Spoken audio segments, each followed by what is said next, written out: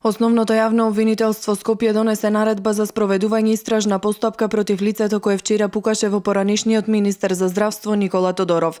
Осомничениот се гони за сторени две кривични дела, и тоа убиство од член 123 во врска со член 19 и недозволено изработување, држење и тргување со оружје или распрскувачки материи од член 396 од кривичниот законник. Надлежниот јавен обвинител до судот поднесе и предлог за определување на мерка притвор, бидејќи ценеше дека се исполнети законските основи за нејзиното изрекување, стои во соопштението од основното јавно обвинителство.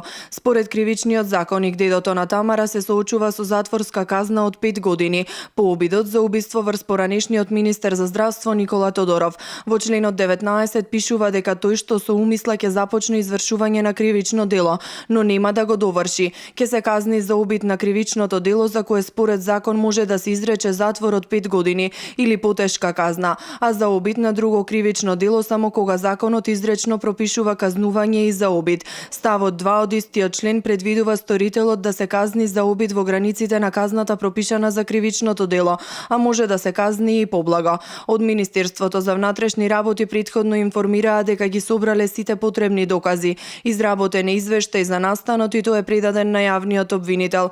Граѓаните да не го загрозуваат животот на другите, односно да не тираат самите правда со оружје на улица, побара новиот министер за внатрешни работи Оливер Спасовски по вчерашниот инцидент. Без оглед на мотивите, огорченоста и причините за ваквиот напад, правото на живот на секој граѓанин е неприкосновено право. Изминативе години системот на владење на правото и правната држава беа срушени.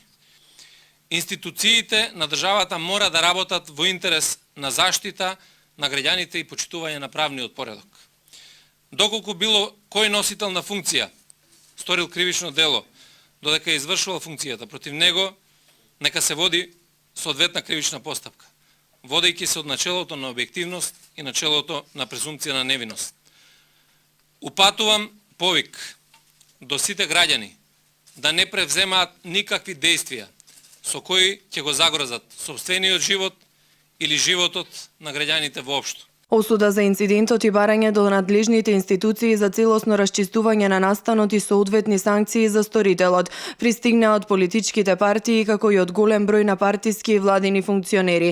Инцидентот го осуди новиот премиер Зоран Заев, истакнувајќи дека е недозволиво такво нешто дури и да се помисли, а не пак да се изврши таква работа, со апел да не се повтори никому. Реагираа и од ВМРО-ДПМН посочувајќи дека деструкцијата на поттикнувачите резултираше со обид за атентат врз Никола Тодоров, член на извршниот комитет на ВМРО-ДПМН и поранешен вице-премиер и министер за здравство.